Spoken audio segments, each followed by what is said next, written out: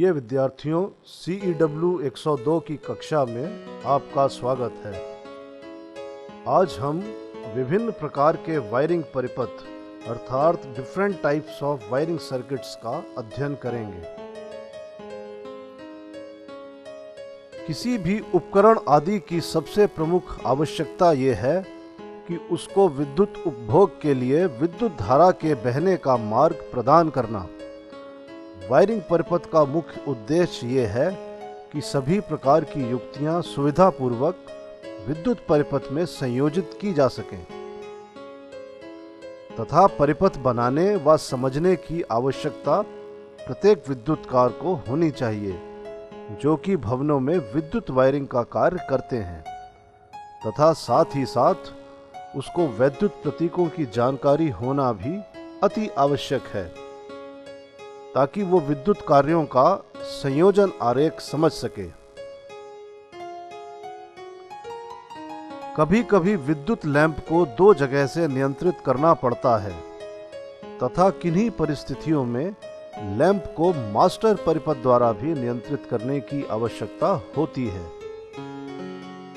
इस अध्याय में हम विभिन्न परिपथों का अध्ययन करेंगे व उनके परिपथ आरेख समझना तथा बनाना भी सीखेंगे, क्योंकि विभिन्न परिस्थितियों में भिन्न भिन्न प्रकार के परिपथ वायरमैन को बनाने पड़ सकते हैं।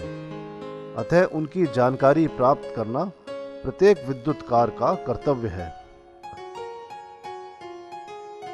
विद्युत उपभोग के लिए विभिन्न प्रकार के उपकरणों व अन्य प्रकाश परिपथ आदि को विद्युत ऊर्जा देने के लिए हम परिपथ का प्रयोग करते हैं। यह वायरिंग परिपथ उपकरणों तथा कार्य करने वालों की सुरक्षा के भी सहायक होते हैं। वायरिंग परिपथ का मुख्य उद्देश्य उपकरणों को सुरक्षा प्रदान करना है तथा वायरिंग परिपथ का प्रयोग करके हम विद्युतकार की सुरक्षा भी सुनिश्चित कर लेते हैं, क्योंकि परिपथ में सुरक्षात्मक व नियंत्रक युक्तियां लगी रहती हैं। अतः किसी भी परिपथ को बनाने के लिए निम्न कारकों की आवश्यकता होती है।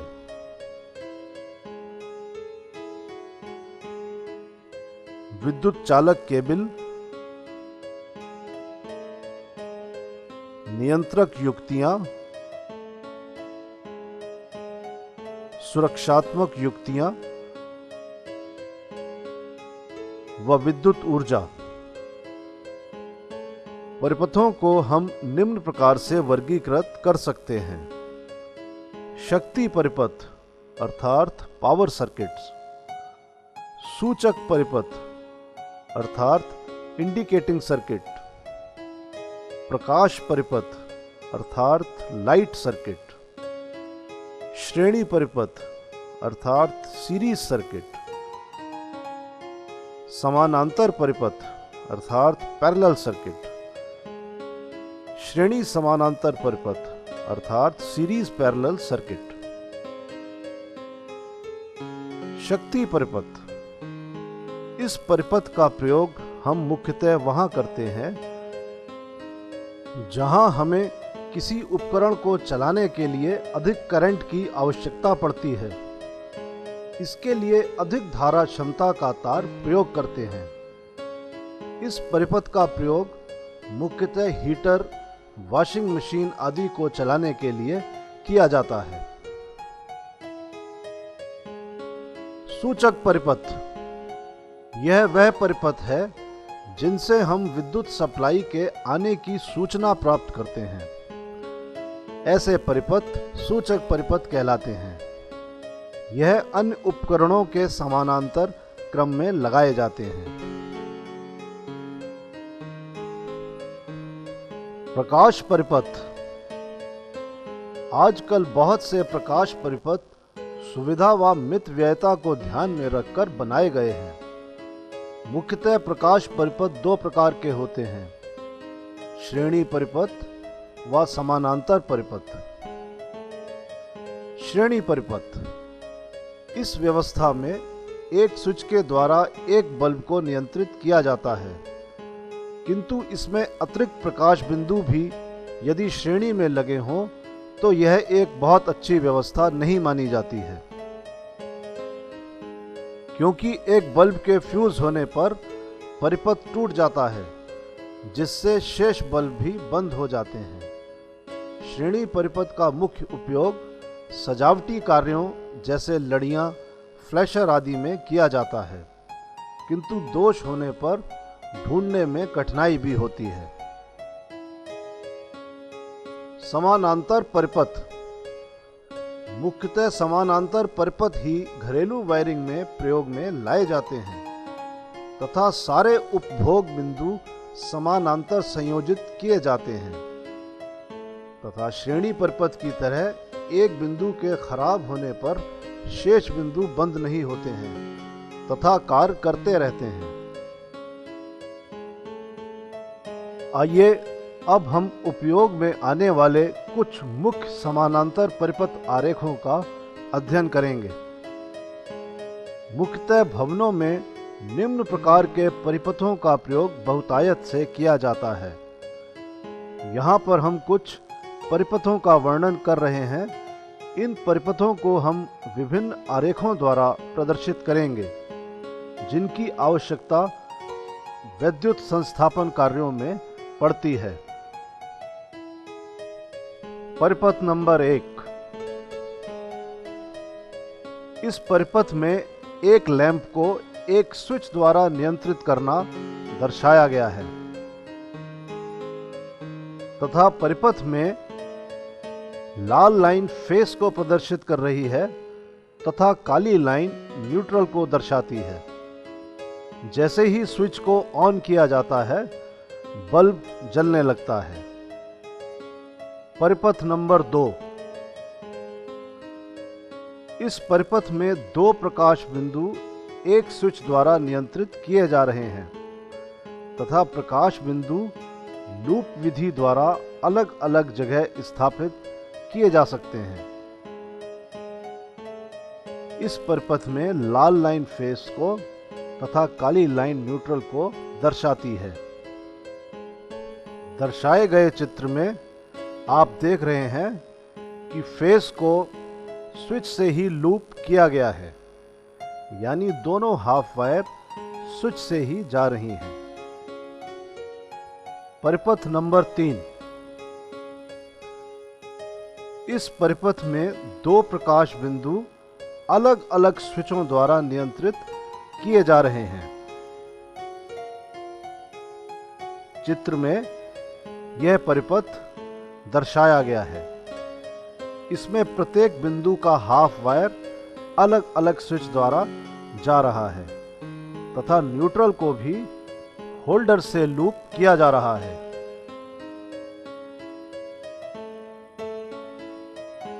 परिपथ नंबर 4। इस परिपथ में लूप विधि द्वारा एक प्रकाश बिंदु व एक पंखा अपने रेगुलेटर द्वारा प्रदर्शित किया गया है, जबकि दोनों बिंदु अलग अलग स्थानों पर लगे हो सकते हैं। परिपथ नंबर 5। इस परिपथ में एक लैंप व एक विद्युत घंटी का नियंत्रण प्रदर्शित किया गया है। एक बेल पुश व एक वन वे स्विच दर्शाया गया है।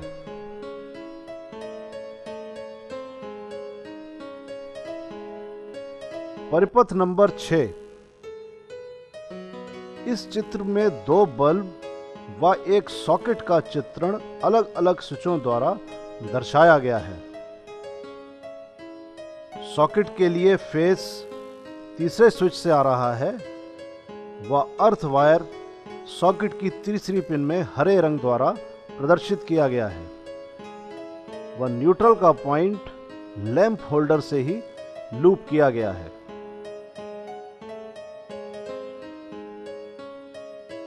परिपथ नंबर 7। इस परिपथ में दो बल्ब व एक 4 बल्बों के समूह को अलग अलग स्विचों द्वारा नियंत्रित होना दर्शाया गया है।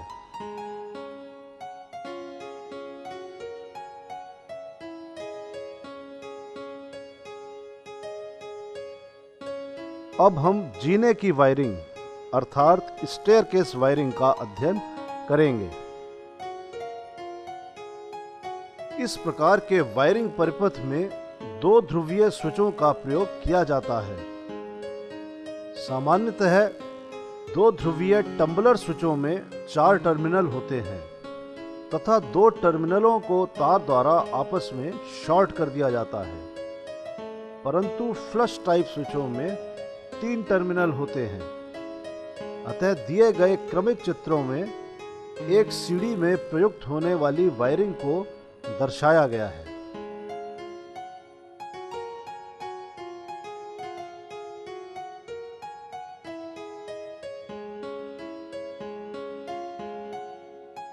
प्रथम चित्र में माना कि एक आदमी सीढ़ी पर चढ़ रहा है तथा दर्शाई गई स्थिति में बल्ब बंद है।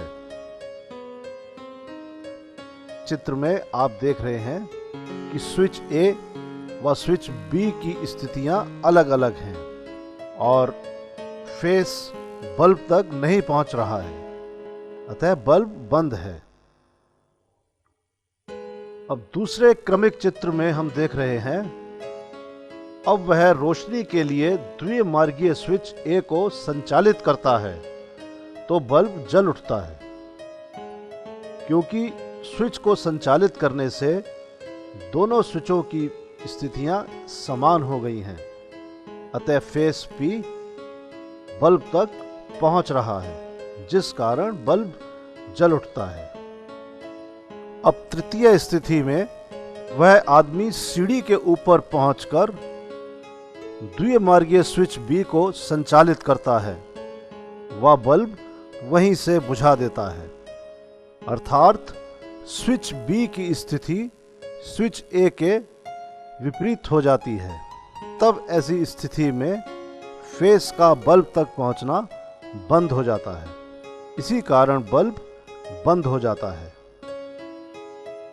अब चतुर्थ स्थिति में जब वह पुनः सीढ़ी से उतरते समय स्विच बी को संचालित करता है, वह बल्ब को जला लेता है। चित्र में आप देख रहे हैं कि अब दोनों ए व बी स्विच की स्थिति समान हो गई है, अतः बल्ब तक फेस पहुंच रहा है, जिस कारण बल्ब जल उठता है। अब अंतिम स्थिति में सीढ़ी से उतरने के पश्चात जब वह फिर स्विच ए को संचालित करता है तो बल्ब वहीं से बुझा देता है। चित्र में आप देख रहे हैं कि स्विचों की स्थितियां फिर विपरीत हो गई हैं। इस प्रकार स्टेयरकेस वायरिंग व्यवस्था द्वारा अर्थात जीने की वायरिंग द्वारा हम सीढ़ी पर चढ़ते व उतरते समय बल्ब को जला अथवा बुझा सकते हैं। इस परिपथ का उपयोग वायरिंग व्यवस्था में बहुतायत में होता है। इस प्रकार द्विमार्गीय स्विचों द्वारा किसी प्रकाश बिंदु को 2 स्थानों से नियंत्रित किया जा सकता है। श्रेणी परिपथ का उपयोग। सामान्यतः श्रेणी परिपथ सजावटी रोशनी के कार्यों में प्रयोग किया जाता है। इसमें बहुत से विद्युत के छोटे लैंप श्रेणी क्रम में लगाए जाते हैं, जिससे बल्बों की लंबी श्रृंखला बन जाती है। एक सिरे पर हम फेस देते हैं और दूसरे पर न्यूट्रल दे देते हैं तथा विद्युत धारा एक लैंप के बाद दूसरे लैंप से तीसरे में इसी तरह सभी लैंपों में जाती है व सभी बल्ब जलते हैं। इस परिपथ की सबसे बड़ी हानि यह है कि एक बल्ब के फ्यूज होने के बाद सारे बल्ब बंद हो जाते हैं तथा यह परिपथ तभी कार्य करता है जब दोषी बल्ब बदलकर ठीक बल्ब लगाया जाता है। फ्लैशर व्यवस्था। आपने चलती हुई रोशनियां तो देखी ही होंगी। चलती हुई रोशनी के लिए फ्लैशर व्यवस्था करते हैं। इसके अंतर्गत एक मोटर के साथ एक लकड़ी का सिलेंडर लगा दिया जाता है जिसके ऊपर तांबे अथवा पीतल की चादर की पत्तियां चढ़ी होती हैं। वह एक मोटर द्वारा कम गति पर लगभग 100 आरपीएम पर गियर व्यवस्था द्वारा इसको चलाया जाता है तथा विभिन्न सजावटी श्रेणी परिपथों को इसमें जोड़ा जाता है, जो कि बाद में रोशनी के चलते होने का आभास देते हैं। इसका प्रयोग सजावटी रोशनी में किया जाता है। श्रेणी समानांतर परिपथ अर्थात सीरीज पैरेलल सर्किट। इस प्रकार के परिपथों का प्रयोग मुख्यतः ऐसी जगह करते हैं जबकि हमें उन्हीं प्रकाश बिंदुओं से कम रोशनी की आवश्यकता होती है और इस व्यवस्था को 2 मार्गीय स्विच द्वारा प्राप्त किया जाता है। इन परिपथों का प्रयोग होटल, शयन कक्ष, अस्पताल आदि जगहों पर किया जाता है। इनके अलावा कुछ और परिपथ भी होते हैं जिनका प्रयोग आवश्यकता अनुसार किया जाता है। सारांश। इस अध्याय को पढ़ने के बाद हम निम्न विषय में जानकारी प्राप्त कर चुके हैं। एक परिपथ में कौन कौन से मुख्य कारक होते हैं, परिपथों का वर्गीकरण, कक्षा कार्य,